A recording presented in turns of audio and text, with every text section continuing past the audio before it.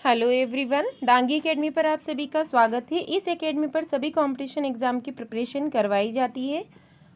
रीट परीक्षा की तैयारी के लिए इस एकेडमी पर एक सीरीज स्टार्ट की गई है जिसमें ओल्ड क्वेश्चन पेपर को सॉल्व करवाया जा रहा है। साथ ही आपको टॉपिक वाइज डिटेल में स्टडी पे इस चैनल पर प्रोवाइड की जा रही है और इसके साथ ही इस एकेडमी पर आपको मॉडल क्वेश्चन पेपर भी प्रोवाइड किए जाएंगे, जिससे एग्ज़ाम पैटर्न के साथ साथ आपको क्वेश्चंस भी बहुत अच्छी तरीके से समझ में आ जाए और एक एक पॉइंट आपका क्लियर हो जाए। और यदि सेम क्वेश्चन एग्ज़ाम में रिपीट होते हैं तो आपका सिलेक्शन होने के 100% चांस हो जाएंगे। आज के इस वीडियो में हम बाल विकास और शिक्षा शास्त्र के क्वेश्चन देखने वाले हैं। एग्जाम में हमें कुल 30 क्वेश्चंस देखने को मिलते हैं, तो हमें एक भी क्वेश्चन छोड़ के नहीं आना है। तो देख लेते हैं किस टाइप के क्वेश्चंस आते हैं एग्जाम में। कौन सा कथन विकास के बारे में सत्य नहीं है कि विकास एक अंतःक्रिया का फल है, विकास एक व्यवस्थित श्रृंखला का अनुगामी है, विकास एक व्यक्तिगत प्रक्रिया है, विकास विशिष्ट से सामान्य की ओर होता है। तो ऑप्शन नंबर डी, आपको मालूम होगा कि विकास हमेशा सामान्य से विशिष्ट की ओर होता है, ना कि विशिष्ट से सामान्य की ओर। बालकों की सोच अमूर्तता की अपेक्षा मूर्त अनुभवों एवं प्रत्ययों से होती है। किस स्टेज में होती है वो? तो ऑप्शन नंबर ए, 7 से 12 वर्ष की आयु में। मानव विकास किन दोनों के योगदान का परिणाम है? अभिभावक एवं अध्यापक का, सामाजिक एवं सांस्कृतिक कारकों का, वंशक्रम एवं वातावरण का, या इनमें से कोई नहीं। तो आप ध्यान रखिए कि जो मानव का विकास होता है वो वंशक्रम यानी उसके वंशज जिस फैमिली से वो बिलोंग कर रहा है उसके कैरेक्टरिस्टिक्स तो उसमें आएंगे ही, साथ ही वो किस वातावरण या एनवायरनमेंट डेवलप हो रहा है उसका असर भी उसके व्यक्तित्व पर पड़ता है। तो ऑप्शन नंबर सी। यदि आपने इस चैनल को अभी तक सब्सक्राइब नहीं किया है तो इस चैनल को सबसे पहले सब्सक्राइब कर लें, ताकि जब भी इस पर नए मॉडल क्वेश्चंस पेपर अपलोड किए जाएं तो आपके पास उसका नोटिफिकेशन पहुंच जाए। और यदि ये वीडियो लेक्चर आपको अच्छा लगे तो इसे लाइक करना मत भूलिए। निम्न में से कौन पियाजे के अनुसार बौद्धिक विकास का निर्धारक तत्व नहीं है? तो सामाजिक संचरण बौद्धिक विकास का निर्धारक तत्व नहीं है। बाकी व्यक्ति जो भी कार्य कर रहा है उससे किस प्रकार का अनुभव उसे मिल रहा है ये भी उसके विकास में सम्मिलित होता है। किस टाइप से वो बैलेंस बना रहा है या संतुलिनीकरण कर रहा है ये भी उसके विकास में सम्मिलित होता है। विशेष आवश्यकता वाले बच्चों को पढ़ाने के लिए निम्नलिखित में से कौन सी व्यूह रचना सबसे अधिक उपयुक्त है? अधिगम बच्चों को सम्मिलित करते हुए कक्षा में चर्चा करना, अधिकतम बच्चों को सम्मिलित करते हुए कक्षा में चर्चा करना, विद्यार्थियों को सम्मिलित करते हुए अध्यापक द्वारा निर्देशन, सहकारी अधिगम तथा पीयर ट्यूटरिंग या सहपाठियों द्वारा अनुशिक्षण, अध्यापन के लिए योग्यता आधारित समूहीकरण। तो ध्यान रखिए ऑप्शन नंबर सी, सहपाठियों द्वारा अनुशिक्षण करना। समस्या के अर्थ को जानने की योग्यता, वातावरण के दोषों कमियों एवं मृत्युओं के प्रति सजगता विशेषता है। ये हो जाएगी सृजनशील बालकों की। एक कॉलेज जाने वाली लड़की ने फर्श पर कोट फेंकने की आदत डाल ली है। लड़की की माँ ने उससे कहा कि कमरे से बाहर जाओ, कोट को खूंटी पर टांगो। लड़की अगली बार घर में प्रवेश करती है, कोट को हाथ पर रखकर अलमारी की तरफ जाकर कोट को खूंटी पर टांग देती है।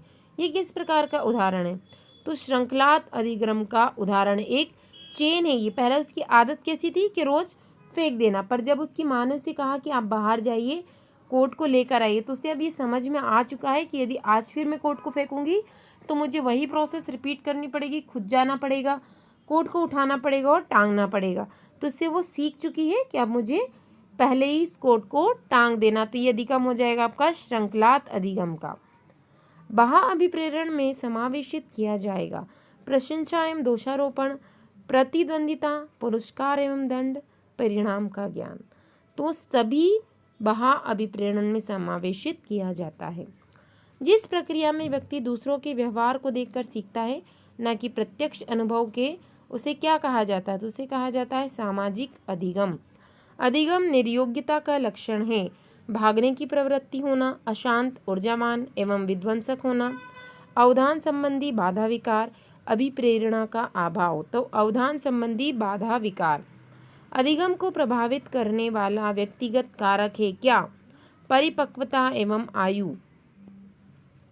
एक क्रिकेट खिलाड़ी अपनी गेंदबाजी के कौशल को विकसित कर लेता है, पर यह उसे बल्लेबाजी के कौशल को प्रभावित नहीं करता। विधेयता प्रशिक्षण अंतरण, निषेधात्मक प्रशिक्षण अंतरण, शून्य प्रशिक्षण अंतरण या इनमें से कोई नहीं। तो इसका आंसर हो जाएगा कि बल्लेबाजी के कौशल को क्या प्रभावित नहीं करेगा, शून्य प्रशिक्षण अंतरण, क्योंकि उसने प्रैक्टिस किसकी की है, गेंदबाजी की है, पर बल्लेबाजी की नहीं की है, इसलिए उसका उसमें प्रशिक्षण कैसा हो जाएगा, शून्य। निम्न में से कौन सा कथन किसी व्यक्ति के मानसिक स्वास्थ्य को उत्तम रूप से प्रदर्शित करता है? तो पूर्ण अभिव्यक्ति, संगतिकरण और सामान्य लक्ष्य की ओर निर्देशन ही उसके उत्तम मानसिक स्वास्थ्य को प्रदर्शित करता है। फ्रायड, पियाजे एवं अन्य वैज्ञानिकों ने व्यक्तिगत विकास की विभिन्न अवस्थाओं के संदर्भ में व्याख्या की है, परंतु पियाजे ने कहा कि विकास की अवस्थाएं वातावरण से निर्धारित होती हैं। कहा कि शिशुअवस्था के अनुभव ही अधिक प्रभावित करते हैं, बाकी अवस्थाओं के सीमित प्रभाव होते हैं।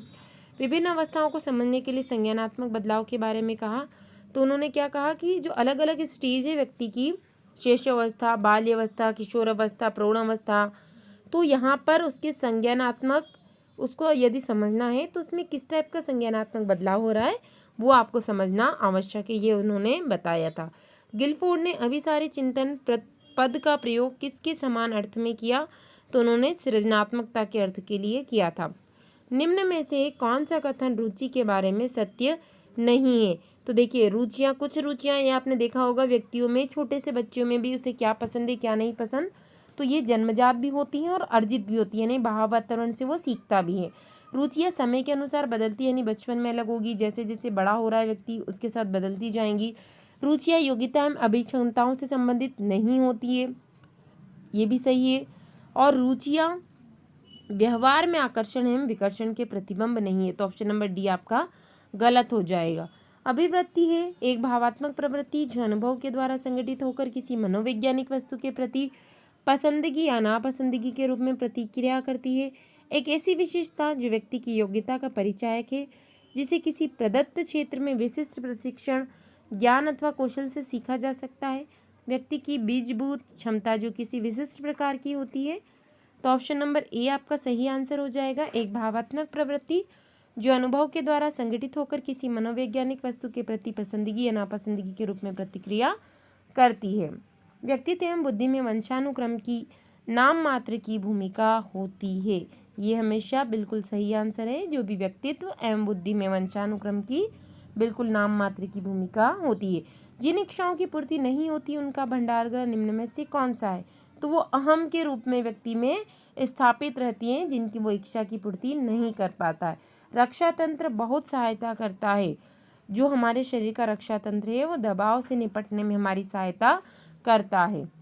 शारीरिक निर्योग्यता वाले व्यक्ति के लिए निम्न में से कौन सी युक्ति रक्षा तंत्र में सबसे संतोषजनक होगी, तो अति कल्पना।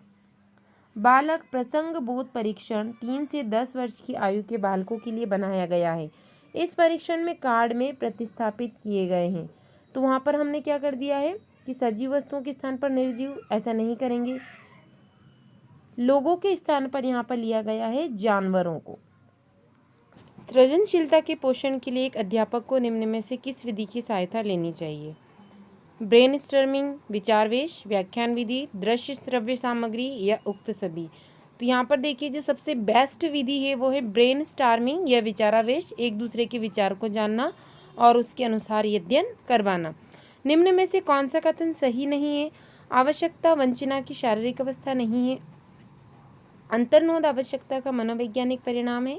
आवश्यकता एवं अंतर्नोद समान नहीं है बल्कि समानांतर है। मूल प्रवृत्तियाँ आंतरिक जैविक बल है, तो ऑप्शन नंबर ए आवश्यकता वंचना की शारीरिक अवस्था नहीं है। शिक्षा का अधिकार अधिनियम 2009 में एक अध्यापक के लिए न्यूनतम कार्य घंटे प्रति सप्ताह निर्धारित किए गए हैं। 40 घंटे, 45 घंटे, 50 घंटे या 55 घंटे, तो 45 घंटे निर्धारित किए गए हैं। शिक्षा का अधिकार अधिनियम 2009 में एक अध्यापक को निम्न में से किस दायित्व को पूरा करना होगा? विद्यालय में नियमित रूप से समय पर उपस्थित होना होगा, पाठ्यक्रम का संचालन पूरा करना होगा, संपूर्ण पाठ्यक्रम को निर्धारित समय पर पूरा करना होगा या सभी। तो देखिए यहाँ पर क्या है कि कोई भी जो अध्यापक यदि वो टाइम पर आएगा और टाइम पर यदि पाठ्यक्रम को संचालित करेगा तभी वो टाइम पर पूरा होगा, तो ऑप्शन नंबर सी कि जो पूरा पाठ्यक्रम है उसे निर्धारित समय में पूरा करना होगा। राष्ट्रीय पाठ्यक्रम रूपरेखा 2005 में शांति शिक्षा को बढ़ावा देने के लिए कुछ क्रियाओं की अनुशंसा की गई। पाठ्यक्रम रूपरेखा में निम्न में से किसे सूचीबद्ध किया गया है? महिलाओं के प्रति आदर एवं जिम्मेदारी का दृष्टिकोण विकसित करने के लिए कार्यक्रम आयोजित किए जाएं। नैतिक शिक्षा को पढ़ाया जाए। शांति शिक्षा को एक अलग विषय के रूप में पढ़ाया जाए। शांति शिक्षा को पाठ्यक्रम में सम्मिलित किया जाए। तो ऑप्शन नंबर ए कि महिलाओं के प्रति आदर एवं जिम्मेदारी का दृष्टिकोण विकसित करने के लिए कार्यक्रम आयोजित किए जाएं। राष्ट्रीय पाठ्यचर्या की रूपरेखा 2005 में बातचीत किस टॉपिक पर बातचीत की गई है? ज्ञान स्थायी है और दिया जाता है, इससे ज्ञान का विकास होता है और इसकी संरचना की जाती है। तो ये ध्यान रखिए कि यदि आप किसी भी ज्ञान को जो आपके अंदर पहले से है या आपने अर्जित किया है उसका आप उपयोग नहीं करेंगे, बिल्कुल भी उपयोग नहीं करेंगे, फिर भी वो कुछ ना कुछ रूप में आपके दिमाग में, आपके मस्तिष्क में हमेशा विद्यमान रहेगा, तो वो स्थायी भी है और वो दिया भी जाता है और धीरे धीरे जैसे जैसे हम सीखते जाते हैं इसका विकास होता जाता है और इसकी संरचना की जा सकती है। तो ऑप्शन नंबर ए इसका सही आंसर हो जाएगा।